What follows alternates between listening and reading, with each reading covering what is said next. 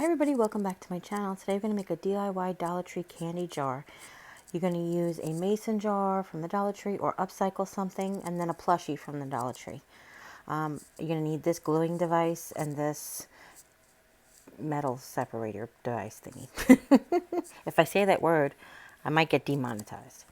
So what you want to do is you want to find a jar that's appropriate to the size of the plushie that you're going to get. As you see, I have two different ones here. I'm actually using a mason jar, like the ones that they sell at the Dollar Tree. They are pint size. I got these on Black Friday. I got a dozen for $5, which came to less than 42 cents each. So I'm going to use one of those. But I've switched the cover out with a Dollar Tree cover because the covers at the Dollar Tree are sometimes the solid cover. And I'm just taking an alcohol swab and I'm just degreasing the jar where I'm going to glue it on both sides, the bottom and then the lid. So the first thing you want to do is you want to, unfortunately, dissect your plushie. We're going to make a little flap under his chin that's going to cover the plush in his neck, and that's just going to make it a little easier to handle. Now it's going to sound weird, but we're also going to cut off his arms and cut off his legs. When we cut off his legs, we can cut off parts of his body so his legs stayed sewed closed. When we cut off his arms, they're attached to his neck, and we want to keep his head intact. So we're going to end up cutting his arms off, and they'll be open, but I'll show you how to fix that. So what I've done is I've drawn a semicircle under his chin, and that's going to use as a flap to cover the stuffing. So like I said, we cut off his arms, and both of them are cut open, but we'll seal that. It's not a problem. And then just cut around the back. Take your time. Now you want to make sure there's some stuffing in the head, but it doesn't have to be overstuffed. And I want to show you, we're just going to cover that flap. So this is regular glue that I'm using to cover the flap. Regular hot glue, excuse me. And just be careful. You want to make sure that you don't burn yourself. Now this particular Santa plushie, like the inspiration piece that I've got, has got a beard that's detached from his body. So you can lift the beard up. And what's important that I did not do here is you want to put the lid on the jar. Because depending on which you want the front to be, you want to make sure that you have his head in the right direction. So I did want this mason jar says cur, and I wanted the cur to be in the front, but I didn't pay attention to that, and I just went ahead and glued it on anywhere.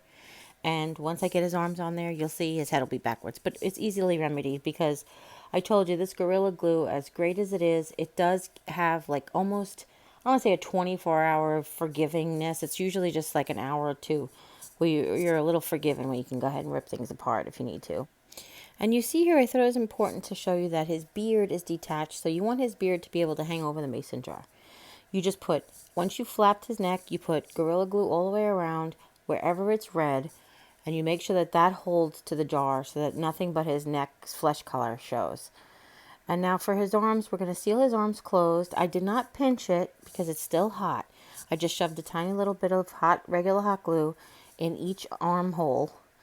And now I'm set it aside to cool off, and I'm going to work on the legs. And again, you can cut the legs. You can cut some of the body of the clothes off with the legs, so the legs stayed sewed. And legs are an option. It's totally an option. I just think it looks really cute with his legs. These were inspired by a gift that I got. My gosh. One of the children that I had in 4th grade religious education is now a councilman on Long Island and is 35. So 25 years ago. Wow. And I got one from his mom, and my mom had his brother in her class. So I actually have two. One I got when she gave my mom, and then she gave me. I have a reindeer and a Santa Claus. And when I unpack them, I'll share them with you. But I've had those for 25 years or whatever. So this was inspired. I was inspired to do this when I saw these plushies in there and thought that their arms could be detached. So what I did was put a bead of glue. I made the arms basically like he was raising his hand, and while the glue was still hot because I just put it on there, I flapped it back over so we didn't have to worry about that seam. We went ahead and covered that seam. And now what I'm doing is, and I could have done this before I actually cut them off, but hindsight being what it is, I got black ink all over my fingers. But I'm coloring in the parts of his boots that aren't black. Because this is a clear jar, you'll see through if you don't color in those areas. But again, that's totally optional. You guys don't care, then I don't care. You don't care, I don't care. That's what I say. And then just figure out where you want them to be. This Santa didn't have directional boots, but you'll see the Snowman does. He actually looks like you could have choice to make him pigeon-toed, or he's so cute. But anyway, so you just glue them under the jar, just at the very edge where it starts to go up, so it's not too impeding of the way of the jar sitting down flat. And the last touch, I'm going to add a ribbon to the jar. The inspiration, the one that she gave me, does have a ribbon on the jar. And the one that she gave me is actually a plastic jar. It looked like an old peanut butter jar, actually, is what it really looked like. And if you have one, go ahead and use it, obviously. I just have the glass ones, and they were here, so. But here it is. I show you. I screwed it on, and I was like, Jerry, you forgot rule number 1. Oh, boy. So, with all my might... I know this is twice the speed, so you can't really see how long it's taken me to do it. But with all my might, I went ahead and I ripped his head back off again. And I glued it in the correct spot. What's important is you can't really wash these. You can wash them by hand, but always use wrapped candy. That's what I always do. I always put wrapped candy in there, like Hershey's Miniatures or Kisses or Peanut Butter Bells or any of those things. And here he is. He's adorable. Here's Santa. He's full of candy. He's delicious. He's wonderful. And then we're going to move on to the snowman. Now, I was hoping to get like the elf. I thought the elf would be cute, but I didn't. They only had Santa and the snowman when I went the other day.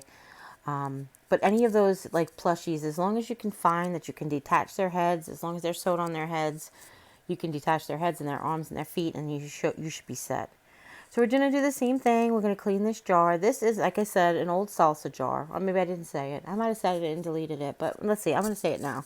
This is an old salsa jar from Aldi. Sort of that gourmet salsa they sell. But you can use any upcycle jar. That's what I was trying to say. As long as it's size appropriate to your snowman. You don't want, I mean, you could have your snowman look like he's a basketball player and his head be, 12 feet from his feet. But, take that into consideration. And we're just going to repeat the process. I'm drawing a little circle under his... Oh, first I'm cutting his arms off. Then I'm going to draw a little circle under his neck. And because his arms were the same color as his body, and so I didn't have to color it, and his arms didn't come out of his neck, they came out of his sides. I was able to not have to cut open his arms, basically. I was able to cut some of his body off with his arms, I guess is what I'm saying. So we're going to do the same thing. We're going to draw the little circle under his neck just to create a flap. And here is where I learned, in a minute here, is where I learned you don't have to have him overstuffed. Oh, that is for sure. I kind of burnt my finger a little bit because I was trying to I can't. Once I put the glue on there, I realized, oh my God, I can't close the flap because there's too much stuffing. So I had to wait. And then I'm like, oh, I can't really wait because then it's going to get hard. So I grabbed just a piece of cardboard to help me, and I actually ended up getting some glue on me. So be careful, please.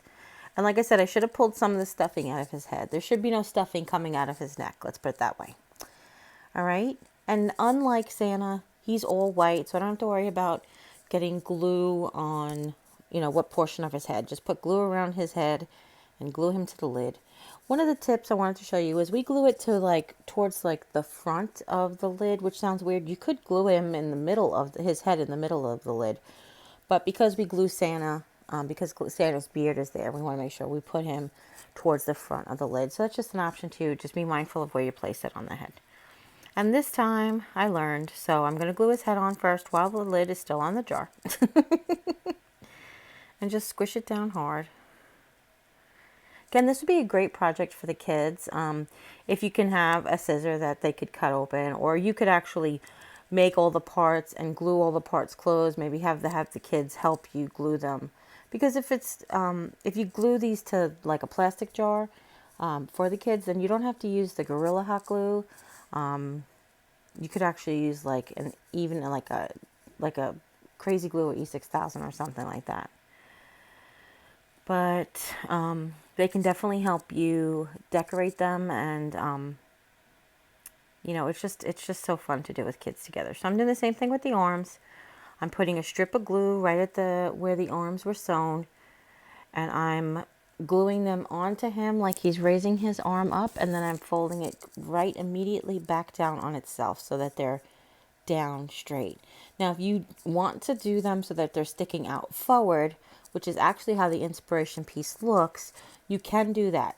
As long as you put them in the opposite direction of where you want them and fold them back on top of themselves, you don't have to worry about that seam, if you know what I mean. And we're just going to hold him there. Isn't he cute?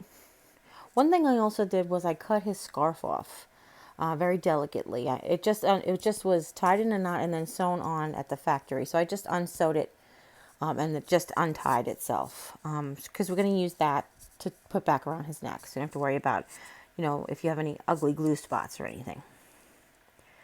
All right, and I've decided here to go ahead and color in the extra portion of of material over his feet.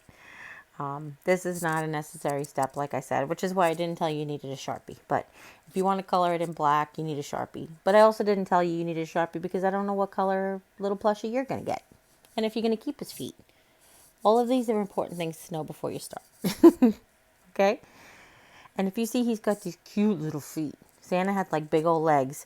This snowman's got these cute little feet. And like I said, Santa's feet were not directional. They could have been swapped out, but the snowman has, his feet are directional. He got little toes shapes. If you see, they kind of are big on one side. So I'm just coloring in whatever's white and pulling off whatever comes off, which is great. Now it's time to break out the big guns. I have yet to find another one of these at the Dollar Tree. I've seen the red ones and I've seen the blue ones, but I can't find another black one. I think I've turned everybody on to like, get this big Sharpie, and then now there's no more. No, it's not my fault. I didn't single-handedly sell out the Sharpie market at the Dollar Tree. Okay, so I just have it trimmed up nice and neat.